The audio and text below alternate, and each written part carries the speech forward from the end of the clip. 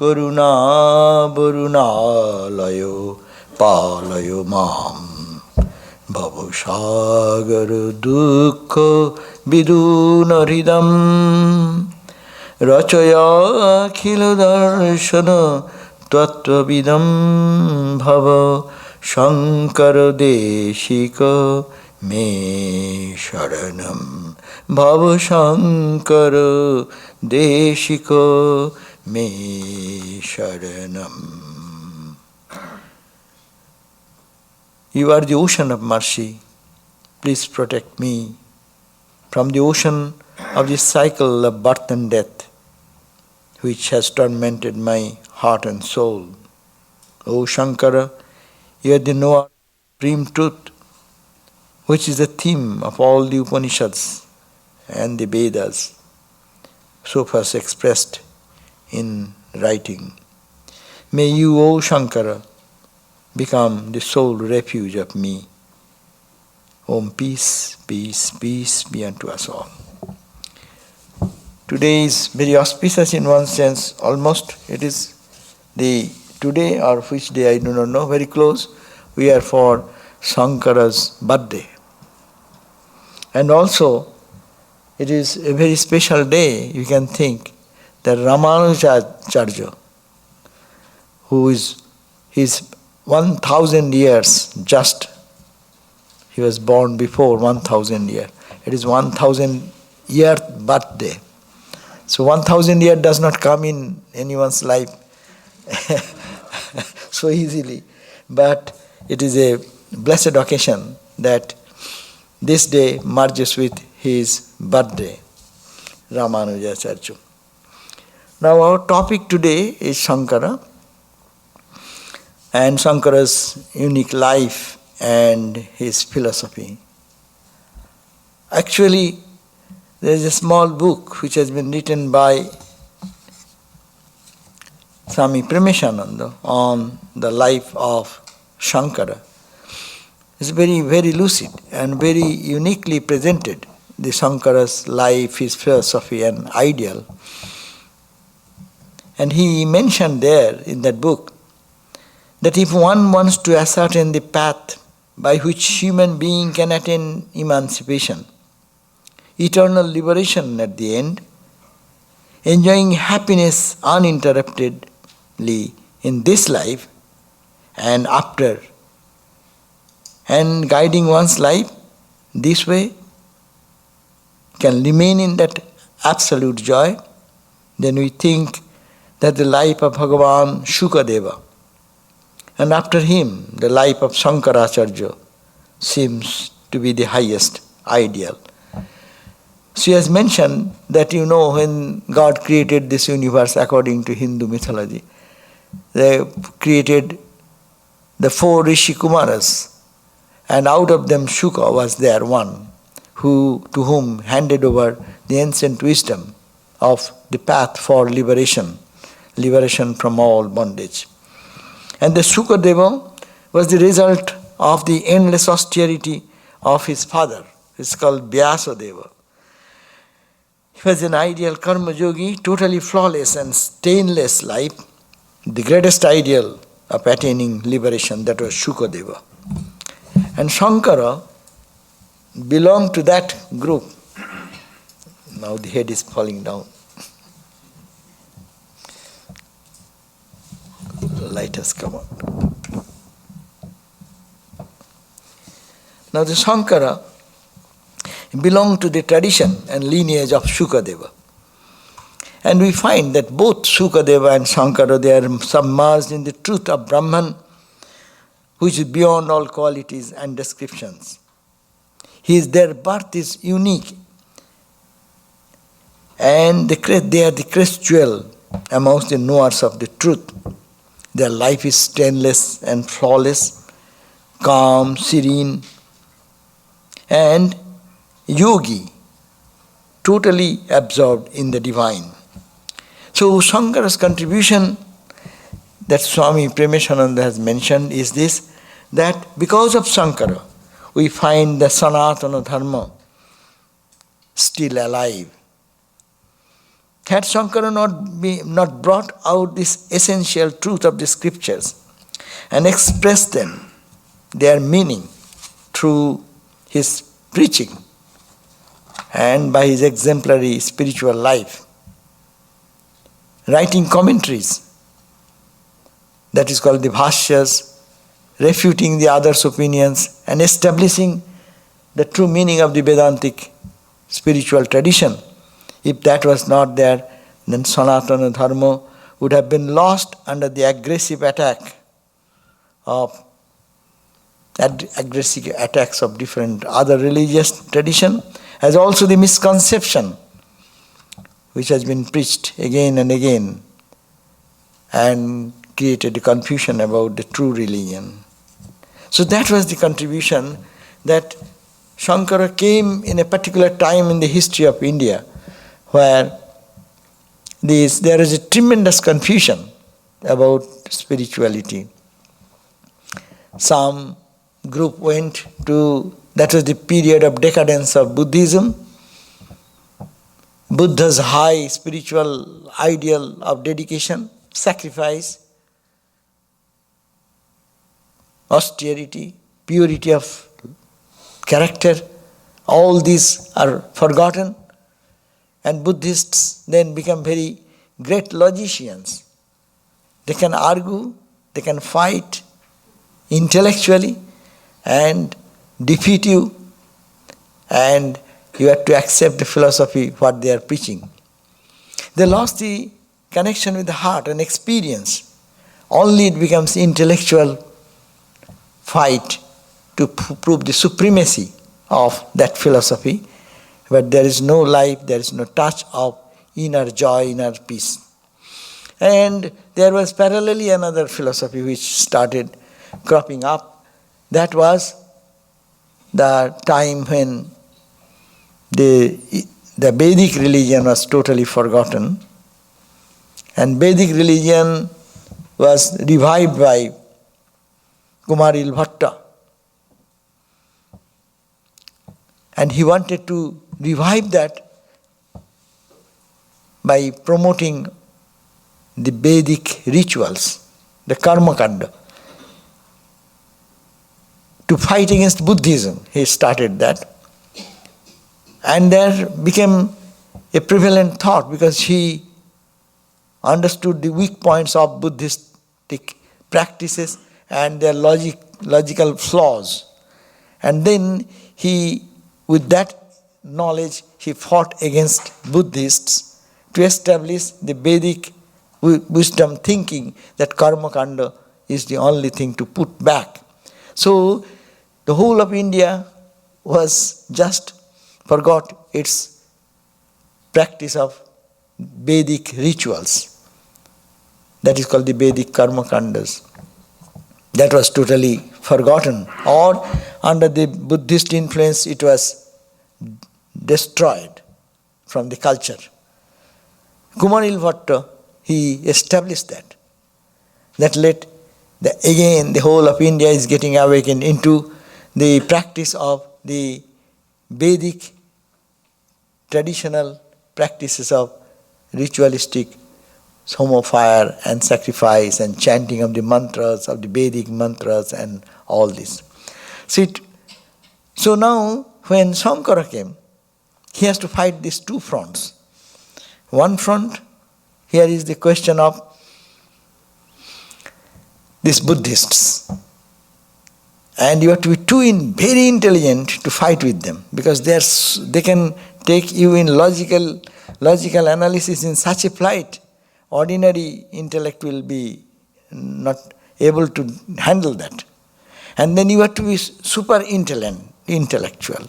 At the same time, they should have to face with this Vedic karma kanda. So in his logical explanation, what we find in our bhashyas, we call the commentaries of Shankara.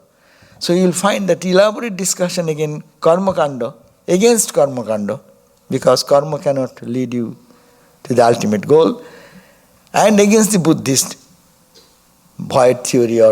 So he had to fight these two tremendous opposite forces and establish the Sanatana Dharma, which talks about the immortality of the soul, the divinity of the soul, what we are now talking, we are all Vedanta here because of Shankara. Though it is in the Upanishads, but it was totally lost. So Shankara's commentary, Shankara's contribution is unique. And we have also a misconception that it is not only intellectual talking does not make anything. Shankara says himself also. It is the question of the life. We find in Shankara a unique combination of a perfect man. Perfect man means a being born how to behave in a society, with your friend, with your family, with your mother, with the neighboring people, full of love and compassion. Now we have misconception that Shankara is a dry, non-dualist who always speaks about the world is Maya, it is all illusion, and get out of it. Huh? But that is only one side of the picture. That is to fight with these two opponent forces, logically establish the Vedic wisdom.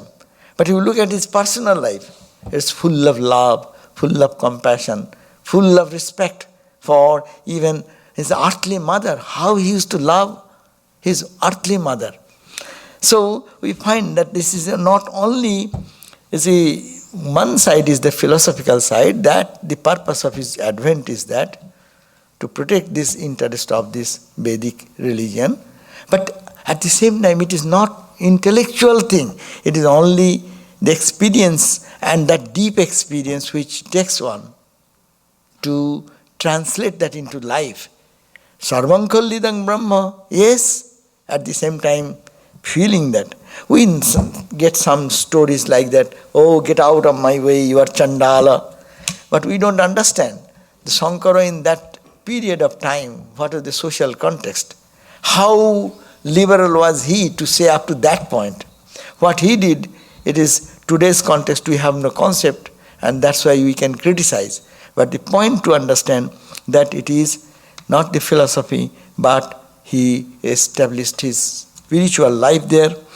And we find that earthly mother, an eternal mother, Shakti, how much he respected. You know, earthly mother, his love for his earthly mother, his reverence is extremely deep and profound. And you know, his unique life, starting from the very beginning, extraordinary life, it is very deep if we really think about that. What he did when he was born, when he was a very young boy, he has extraordinary talent and developed when he was just even a young boy of 1, he starts talking. And then when it becomes only 2 or 3, he started listening to the scriptures and memorizing everything. He could just recapitulate those. And then within a short period of his life, he became a great logician. And his unique life has been expressed in Swami, that book of what I am referring to, Swami Premeshananda, that has been expressed beautifully.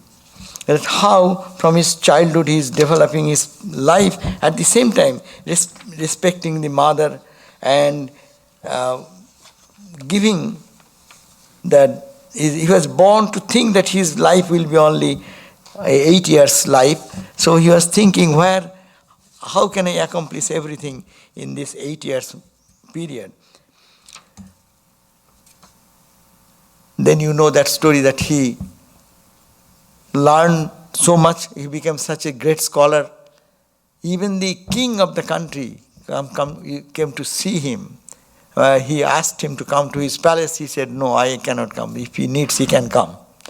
So a boy of 7 years old, such a scholar, and people are attracted from different parts coming to him. Then he found that my life is 8 years, so only 1 year is left. So he thought, but I have not realized God. So I'll have to realize God. And without Guru I cannot get it. So what to do? He was asking, he thought that if I take sannyas, then this lifespan can be, sannyas gives mukti, liberation. At the point of sannyas one can get liberation, that is the concept. So he asked mother permission, and you know that story, that mother permission, mother was only widow mother, only one son, didn't think that he should get sannyas. But afterwards, that's beautiful story that he went into the river and take a dip, and then found that suddenly a crocodile came and caught him, and he was being pulled into the waters. And the boy Shankara, 7 years old, crying, "Oh mother, give me permission that I become a monk." And mother didn't want to give that son permission, but ultimately gave permission. And miraculous story, as soon as mother gave the permission, you know, that crocodile disappeared. And then mother fainted, and ultimately he gave this confirmation to mother, that mother, don't worry, I will be present whenever you will think of me. And also, I will make sure that you have your Ishta Darshan. And he promised that he will take care of mother's rituals, what is to be done after death, rituals. Now Shankara came out and then started in search of the teacher. And ultimately, you know, that he moved from this Kerala to find Guru, and heard that there is a great Guru, Govindapada. And that's in search of Govindapada, he ultimately walked. A 7 years boy, could you feel that? What is it possible for a 7 years old boy turning towards the 8 can walk all through the difficult path? Even now if you go Narmada, what a terrible journey. People, and there are tigers, and there are infested with beasts and animals, and going through that deep forest and searching for the Guru, ultimately found the Guru. And then Guru gave him the... Guru went there and found that Guru is in Samadhi. That is in the Omkareshwar. There is a place, even if you go, you will find that people point out, this is the place of Shankara. God knows after so many years what is the position there. But people believe that was the cave where Shankara's Guru, Govindapada, was meditating deeply in Samadhi. And then when he was in Samadhi, this boy entered and wanted to talk to Guru. But there are many other elderly, senior monks and sages waiting. They told that, you boy, you come today and you want to meet Guru, Govindapada. We are waiting for years. But he is in Samadhi. Sometimes he comes down from Samadhi, and some fruits and things are placed before this here. He may take, he may not take. And that is the way we are waiting for him to come down. And you want to see him? Well, yes, I want to see. But anyhow, he was a young boy, so 7 years, almost turning to 8. So he has his little access. He went inside and he then chanted a beautiful praise for the Guru. And then this Govindapad, who is totally absorbed in Samadhi, he just came down from that Samadhi level and opened the eyes and saw Shankara, and he was overwhelmed with joy. And he said, I am waiting for you for so many years. I was ordered by my Guru, Gaudapada, to transmit this knowledge for the good of preserving this culture. I am holding it for you. And then he gave him all his, wisdom, as also transmitted the knowledge, and he went into Samadhi. There is a beautiful description, if I can find out, that what happened when Gaudapada attained Nirvikalpo, meeting with the Guru Govindapada at Narmada, and then attained Nirvikalpa as soon as he heard the Mahavakya, the great dictum from his Guru. His realization came immediately. It is like we are reminded of Sri Ramakrishna, no? That with Totapuri, he got the immediate Nirvikalpa state of Samadhi. So here he got totally absorbed, and after that, then Guru I ordered him, Govindapada, that you just have to go to preach this Brahma Sutra, preach, and you write commentary on this Gita and other books, so that remains the spiritual philosophy, remains there.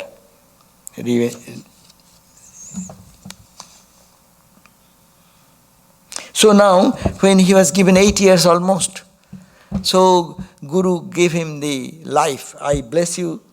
His horoscope said 8 years. So his Guru gave him 8 years life. So okay, you get another 8 years life. You compose, you start writing the commentaries and others.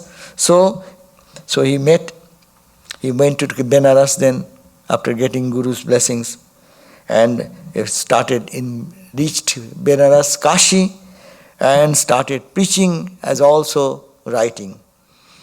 And 12 to 16, this period, he wrote the commentaries and also teach the students, his own students. And then when it is 16-year end, so one day that unique story happened, that one gentleman came and started asking Shankara to come in front to have debate. So when they started debating, it was each one is arguing and giving counter argument, and what happened went on and on and on, and no conclusion. Shankara says one thing, and this unknown gentleman, old man, who appeared and challenged Shankara. And 2-3 days this discussion went on, and great scholars of Kashi. Kashi was a place of always for the scholars.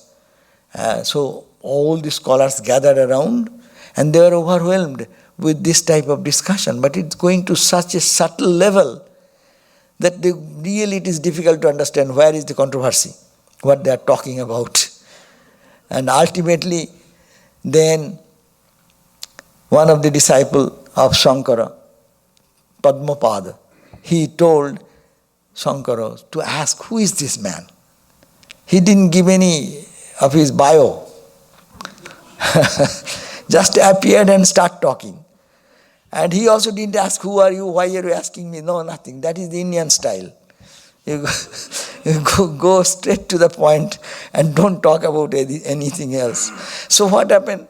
As a result, then the third day when it is over, then fourth day when it came, then he asked, who are you? Then he appeared that I am the Vyasa, who wrote the Brahma Sutras. Vyasa himself challenging Shankara to see what he has written in the book is right or wrong. Then he commented that I am pleased, Shankara, that I was testing you. And you have written the commentary, what I intended to mean. Because the aphorisms are in short, brief statement to express a deep philosophy. And there comes the confusion. Everyone will explain according to their own understanding. So Shankara then wrote it in that way, and it is approved by Vyasa. And then Vyasa said, okay, now you have done, I am very pleased with you. I grant you another 16 years. Now 8 years extended to 16 years by his Guru. And then 16 to now 32, another 16 years. It is enough for Shankara. He does not want to stay. Because he then argued that I have done all these things. My guru told me to write the commentary, and I have taught my students, and students are efficient. They can really preach this Vedanta in their way. So my work is finished. But again, to be another 16 years. Then he said, no, Shankara, it is not writing books. Yes, books are good because then your philosophy is kept in a very sound pattern. No one can twist it. Suppose if I say something or you say something, I can misunderstand and twist and turn. But if it is written, in those days it was very important. If it is written, then people cannot change. So you have done that part, that much work. But that is not enough. The condition of India is such, so you should have to preserve this ancient wisdom. So you will have to go to the length and breadth of this country, and also with your life. It matters more of your life, not what you preach, not what you wrote only. Any scholar can write things also. So it is your duty to establish this spiritual ideal all over the country, and you are to continue this job of preaching and establishing the mathas or centers. So that is the way Shankara then continued his mission. Now, it is also another point that when he is doing this, his mother, that story of the mother was going to give up the body, and then Shankara felt, and Shankara then travelled long distance by yogic power. There is the yogic power, then you can fly in the sky, no? You can move without anything. And then he appeared in Kerala. He dropped in Kerala. And he misunderstood the area of his home. Anyhow, then he had to walk a little further distance and met mother. And mother was going to leave her body. And mother first asked, my child. Then first of all, the Shankara went and touched the feet of the mother and took the dust of the mother. And mother then asked, my child, have you achieved that goal for which you have given up this life and accepted this life of renunciation? And he said, I only want, mother said, I want to get an affirmation from you. For that only I am still alive. Then Shankara didn't say anything. His silence and his blazing or the bright face, illumined face, gave that response. And then he made it that Shiva appeared. Shiva Guru, Shiva was their family deity. And that full of effulgence, that form came. But her Ishta was Krishna. So mother wanted to see the form of Mother Krishna. Shankara showed him the form of Shiva in the form of effulgent light. But mother asked, but where about my Krishna? Because that was this family deity. Then Shankara, with the earnest arch of his heart, composed a verse on Krishna. And with almost all emotions, then what happened? Suddenly, a beautiful light appeared. It is like the description I am reading from Shankar Digvijay.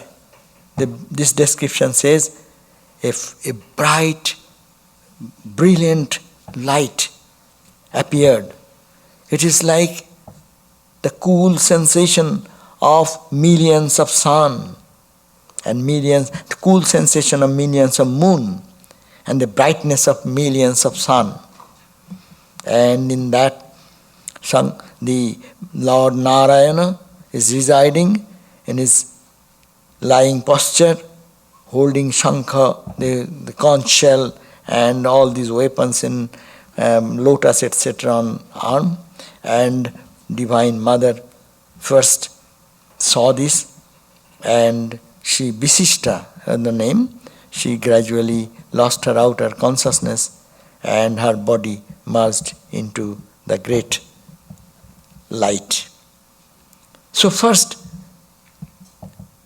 actually, Shankara showed Mother that form which is beyond name and form. But she could not take it. That's why then Shaguna Brahma, Shiva Tattva, that is shown too as Shiva form with effulgence. But Mother also was not happy with that. Then Mahavishnu form, that with the divine lunar brilliance, and Mother was happy and passed through the different planes, going to different higher and higher and higher planes, and merged into the abode of the Lord Vishnu, Mahavishnu. That is the description in Shankara Digvijaya. Now, and that last part is not very pleasing, but anyhow, the neighboring people or the what you call your own family members, they are always enemies in most of the family. Other people can help, but if your family member, they can create more trouble. So it was the fate of Shankara also. They all are relatives. They didn't cooperate with this ceremonial ritual to be done for the Mother, and actually he did it. Being a monk, he has no right to do that, but for Mother, see the respect for Mother, where all rules disappear for Mother. So see the other side of Shankara, what I am saying, that sometimes we blame Shankara with ruthlessness and hard-heartedness, as if this world disappear, nothing. But he is actually full of love. And also his other stories are there. How many beautiful compositions on Mother Narmada, Ganga Stotra, Annapurna Stotra, and all this he has composed, where his heart flows with love. But as a philosophically, when he is presenting in the writing, he will have to be consistent on his points. He cannot deviate. There he should be. That's why Swamiji also said sometimes that Shankara was text torturing. That means where it is meaning maybe devotional aspect maybe, or qualified non-dualism is the goal I mentioned, but Shankara will make it non-dual. But that because he has come with a mission. And in logic, if you cannot say one thing here and contradict yourself in another place. So that is the reason why Shankara had to be. But in his personal life, he was a person who is full of love, full of that feeling for every suffering personality. Now, what is maybe the ideal of Shankara, or philosophy of Shankara? That is very commonly known. You are all familiar with this, because when you talk about Shankara, because it is a Vedanta society, you hear about Shankara, and you have read Aparakshanabhuti, you have read Viveka Chudamani, you have read what are the other books. So you are always familiar with Shankara and his philosophy, as also the song we sang in the beginning, I am not this and I am that consciousness bliss. So this is the philosophy that we know, but still to talk about that is important. That philosophy is this, that this world we see, what is this world? Is it real? And is it unreal? Is it real or is it not? What is the truth? Who am I? This is the quest. And there we find, Shankara says, this world is unreal. Brahma Satyam Jagad Mithya. He said very simply that I can boil down all these things what I have written in many, many verses, and the scriptures are trying to express that. What is that? Sloka ardhena pravakshami. That's a famous quote. By half sloka, I can describe what millions of scriptures of Vedanta have expressed. What is that? Brahma Satyam. Brahman alone is truth. Brahma Satyam. Jagat Mithya. This Jagat is Mithya. And Jiva. Who is the individual soul? Jiva Brahma Eva. Na Apara. It's very complicated. One sense it is very complicated. First of all, he says Brahma Satyam. What is Brahman? We see this universe, we see this world of our suffering and pain and joys and agonies. We live in the duality. We are born, we are grown, we suffer, we enjoy, we experience. This is the visible universe. And you say Brahma Satyam and Jagat Mithya. This Jagat is Mithya. How come it is Mithya? Every day we see the same world. I am 23 years, I see this same lecture hall, same pews, not the same people of course. Most of the people may be old, we know, some coming new, some. So we are not, but this is, I see it is real. But no, it is real. Mithya means, is a definition. What is Mithya? Mithya means it is not the way we see it is true. It is false because it is changing. So, it is changing, everything is changing, which is giving me an appearance of the unchanging, as if nothing has changed. So that gives a misconception, and that misconception is called Maya.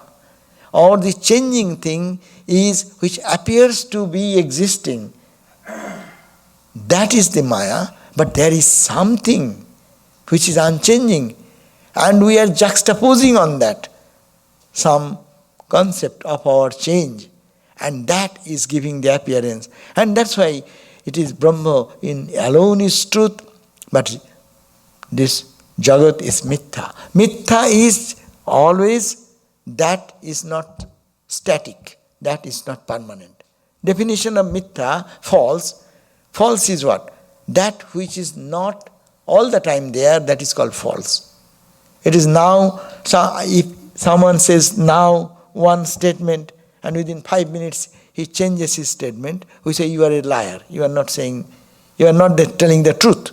So similarly, if this world is true, then it should be same yesterday, same today, same tomorrow.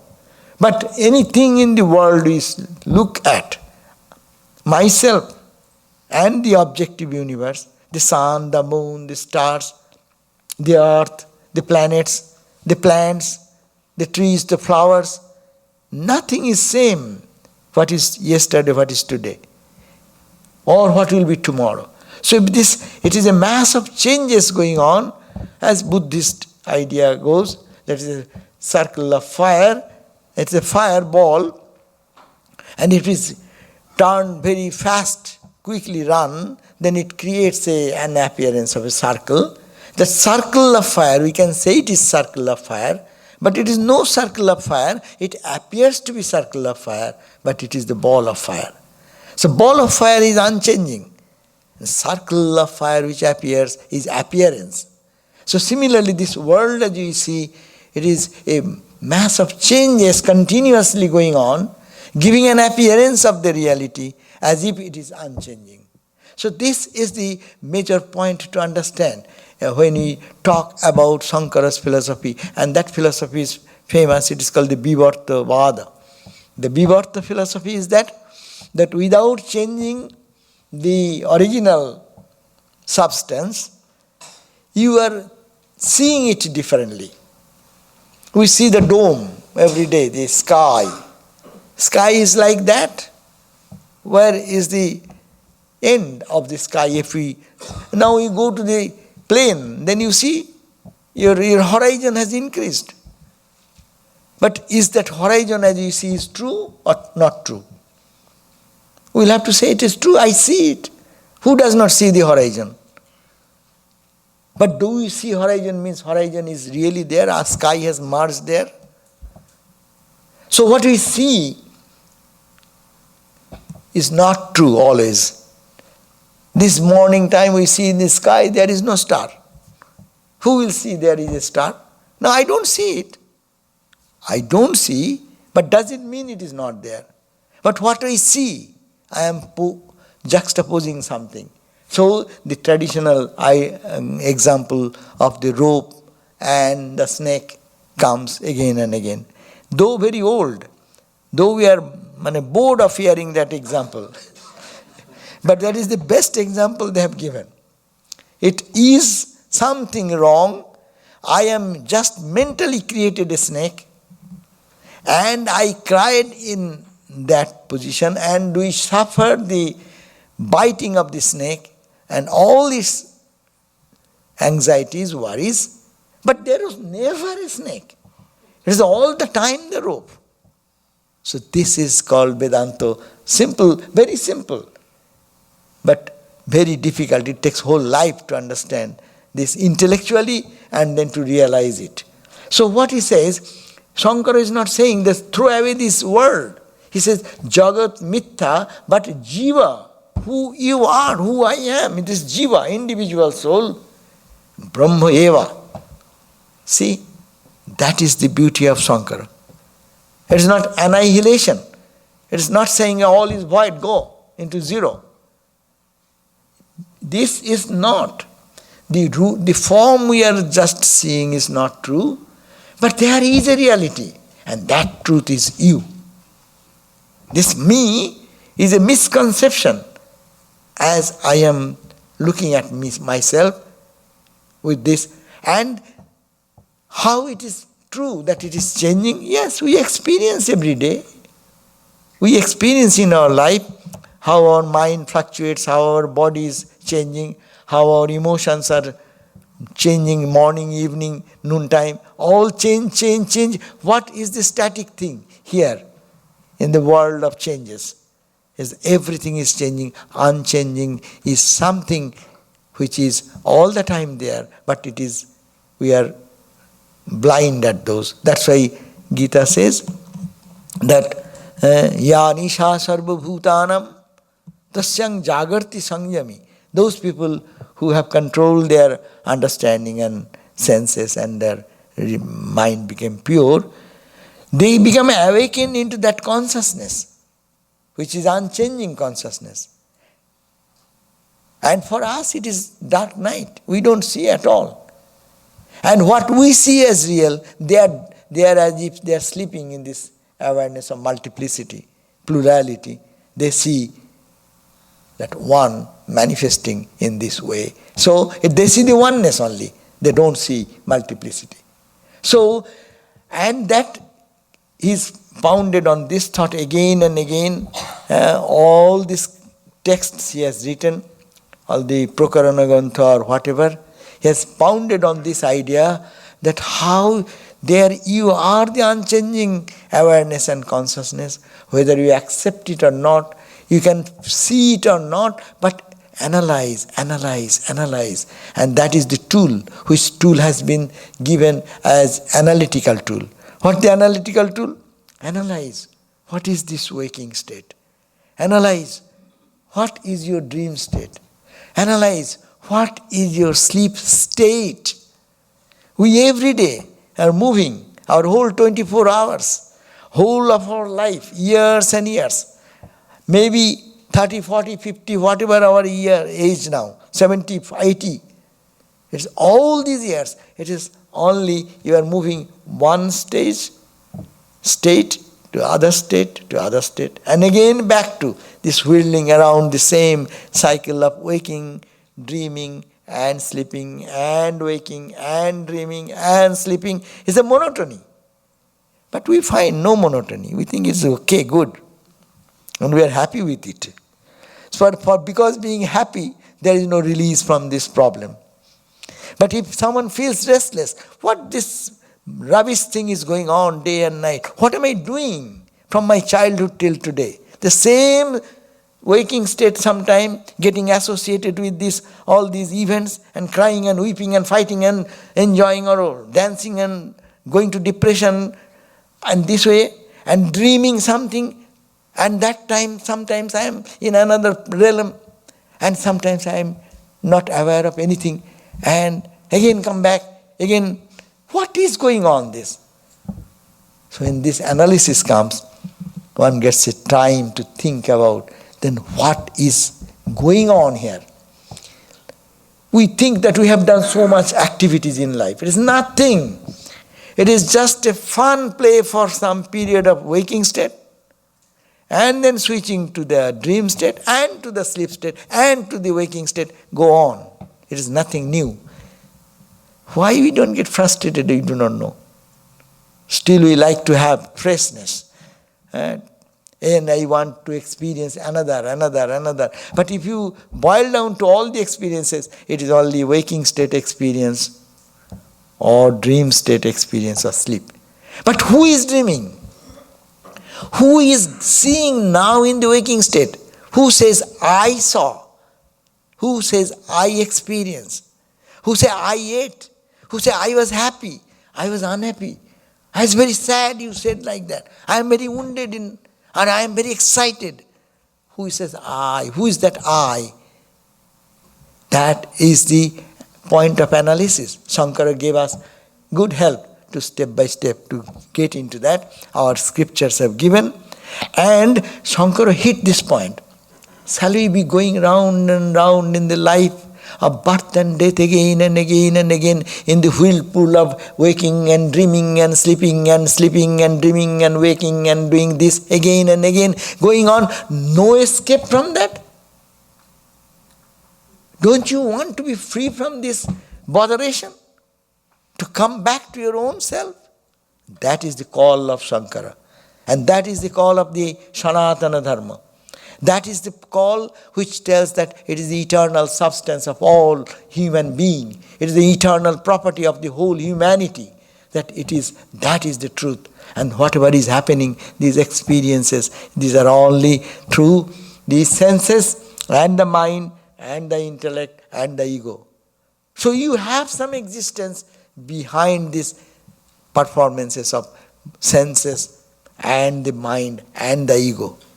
So this is analysis. Again and again if we do, really you will be overwhelmed to see what Shankara has done. He says that nothing has changed. That's the point. That Atman has not gone anywhere. It is still now. Just that I consciousness. That consciousness is percolating through my ego and intellect and my mind and my senses. Through this body. And perception is going on. Consciousness is the substance, unchanged. Only names and forms are coming in waking name and form, in dream name and form. And sometimes they go to sleep and then again come up. So who is the conscious entity? And that is the search, Brahma Satyam. That is the Brahman which is Satyam. Satyam means it has never changed. Till the day I born and till today. It never left me, it never changed anyway. Everything is changing, but only waking experience, not what I had when I was a child, not that when I was an adult, when I was here and there, and today. It is not the same. Experiences are changing. Experiencer remains the same. Otherwise, how can you say, I experienced? If there is not one constant observer, who will say, that I experienced this. So, hammering on these three states of consciousness, or hammering on this analysis of the 5 sheaths which has encased our divine glory, which does not allow us to see our inner divine, pure, stainless character, to rip up layer after like an onion, understanding that these are all added things, does not belong to me. I can belong without them. They cannot belong without me. So if hammering on this idea, what Shankara has tried to repeatedly give us, then what happens? Layers of ignorance being peeled off. What happens? The inner light shines forth more and more. Then what happens? The statement of the Upanishad comes, Brahma Vidi Bhavasi Vaishamma. Your face shines like a noir of truth. The face shines like the truth because it is giving the inner light coming out. And this misconception is, Ramakrishna said,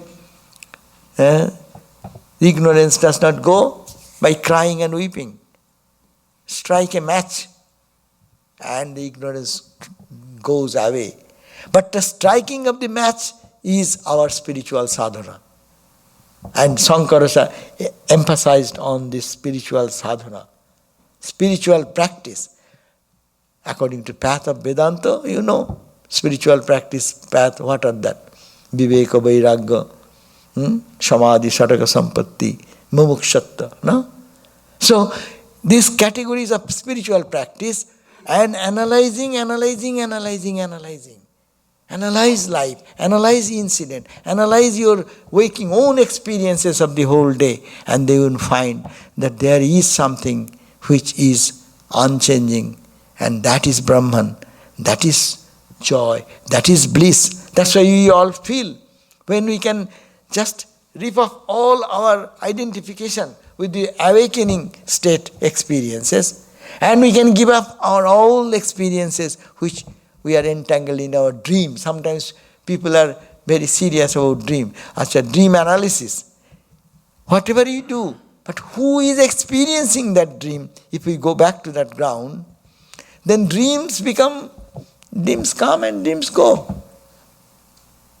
In our lives, things come and things go. But this body may die even, but that I consciousness never goes. Given an example, every day we test that, we get a glimpse of that in our deep sleep. That's why we are all happy when we go to deep sleep. We had a good sleep means we are happy, because that is the day we can be peaceful, more peaceful, because there is the peace. That is the content here. And the mind collapses, mind dissolves. But mind does not die. Spirituality is death of mind. That mind which cogitates. And mind has another faculty called all intellect, ego. There also mind's another faculty. Mind should die or mind be pure. The two languages the same. Mind is mind so long it is always seeing the diversity and attaching to the diversity. And mind is mindless when it goes to the back of all this duality and comes back to that one witness, Brahman. You call it Brahman, you call Atman, we call Atman. That Atman is Brahman. That's why Vedanta conclusion comes, Atman is Brahman. I am that. Not this I, but that pure I, which is the witness of all. So Shankara gives that, and this Shankara tradition, Shankara established these mathas in all part of India, and thousands of years this monastic tradition has kept up this spiritual wealth, and that is for the final liberation. All other philosophies are good, but ultimately one will have to come to this conclusion that there is that absolute consciousness, absolute Brahman, undying truth, undying reality. All these changes are only superficial, and it does not belong to me. And even then you come, Brahma Sattam. Then after experiencing this, you come back and you see it is only that one reality. There is nothing but only the waves and ripples and what you call billow or tsunami. Different. It is all wave. It is all water. It is all ocean. Only one uninterrupted reality. That is the experience which Shankara wants to lead us to. So Shankara's philosophy simply then, it is Vivartavada. That means which does not change the original truth, but appears something else, juxtaposing some other idea upon that. Because it is, as in your dream, you are the creator of your dream. You are the creator of all the people in the dream. You may have created last night maybe 50 people. You met 50 people in your dream. You may have gone to a party. You have driven a freeway for hundreds of miles. And you saw so many trees, plants, freeway, etc. It is all your mind and nothing but the mind. So if your mind has such potential power, if the cosmic mind creates this universe, that is the Brahman, and that's why the whole cosmos appears to be all of us the same. In the dream, actually if we analyze the dream, really it is fascinating. In the dream, your mind has created the dream people. And each dream people is talking to you or conversing, interacting according to your will. They have no personalities there. They have any personality? You have created, your mind has created. So who is the personality? You are the personality. And you have dictated, you are a producer there. And all there are actors. And actors has been created by your mind, and you have told something. How you told, we do not know. But they are talking to you in return. They are fighting with even knife with you. That's also, it is your mind has created. If that can be created by the mind, one mind creating yourself and also so many people, and to act in so many ways, in a friendly way, in an enemy way, in anger, in frustration, all these ways can roll. So why not this cosmic creation in the cosmic mind has happened? And knowing the truth, this dream will vanish. That's why the prayer goes like that. Let this dream, the big daydream, let it collapse. And then what will remain? You will remain in your own bed. When you woke up, you see nothing has happened. I was there, I am here, I am the same unchanging reality. Thank you. Om Arjamba Jatare Janir Davijas Satidaridra Nirmulanam Shanya Swasrayanang Guru Pasadanang Simandalade Jayaha Sissauga Grahanang Subhasrachanang Sarvagga Pithasraya Pithanang Rachaneti Sangrahamai Shaisha Katha Shankari. It is Shankara, who was born in the womb of Mother Arjamba, removed the poverty of the noble Brahmin housewife Kanakadhara, who emerging up in sannyasa, embraced sannyasa life, restoring to the Guru Govindapada, who defeated the debate of Simandana Mishra, accepted a group of disciples who composed the eminent commentaries, who ascending the Sarvajnana Pitham, who established the various Amnayas and Pithams. I salute to that Shankara, the abode of all knowledge and wisdom. Om, peace, peace, peace.